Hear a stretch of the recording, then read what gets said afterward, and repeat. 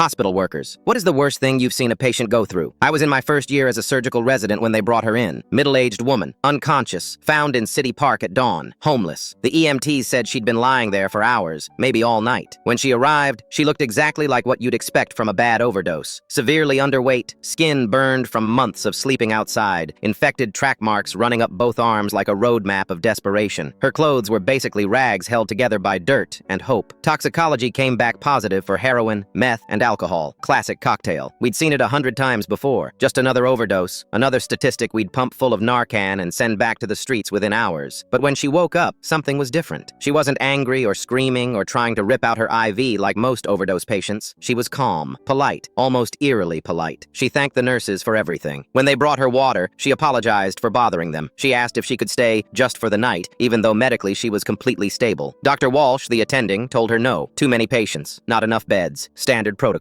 When they told her she'd be discharged in 2 hours, she just nodded and smiled. Of course I understand. Thank you for taking such good care of me. Right before discharge, she made one last request. Could she possibly have a razor and a toothbrush? Just to clean up before she left. The nurse thought it was sweet. Finally, someone who wanted to get their life together. She handed over a disposable razor and travel-sized toothbrush from the patient care packages. 20 minutes later, security was pounding on the bathroom door. She'd locked herself inside. When they broke it down, they found her sitting on the floor, bleeding from both wrists, crying quietly. Not sobbing or wailing, just tears streaming down her face like rain. "I just didn't want to die dirty," she whispered when they found her. That's when everything changed. Psychiatric hold, 72 hours minimum. And while she was under observation, we started digging into her background. Turns out her name was Rebecca, and 5 years earlier she'd been a nurse at Metropolitan General, just 2 miles away. Her employee file had been heavily redacted, but we pieced together the story. She had a 7-year-old daughter named Katie. One night, Rebecca was working a double shift in the ICU when her apartment building caught fire. Faulty wiring in the basement. Katie was staying with a babysitter who fell asleep watching TV. Katie didn't make it out. Rebecca spiraled after that. Lost her nursing license after showing up to work drunk. Lost her apartment when she couldn't pay rent. Lost her mind somewhere along the way. She'd been living on the streets for 3 years. The drugs weren't recreational. They were medicinal, in her broken way of thinking. The only thing that made the pain stop long enough for her to sleep. But that night in the park, she'd had enough. She didn't want to die from an overdose in some dirty alley. She wanted to die with dignity, in a hospital, clean, safe, like the nurse she used to be. The psychiatric team worked with her for the full 72 hours. When her hold expired, something amazing happened. The entire ICU staff had pooled their money together. Tips from coffee runs, spare change from vending machines, even some people contributing their lunch money for weeks. They raised enough to pay for her first 60 days in a real rehabilitation program. Not some state-run facility, but an actual treatment center with counselors and therapy and hope. Last I heard, 6 months later, Rebecca had gotten clean. She'd enrolled in community college and was working toward becoming a peer counselor for other people struggling with addiction.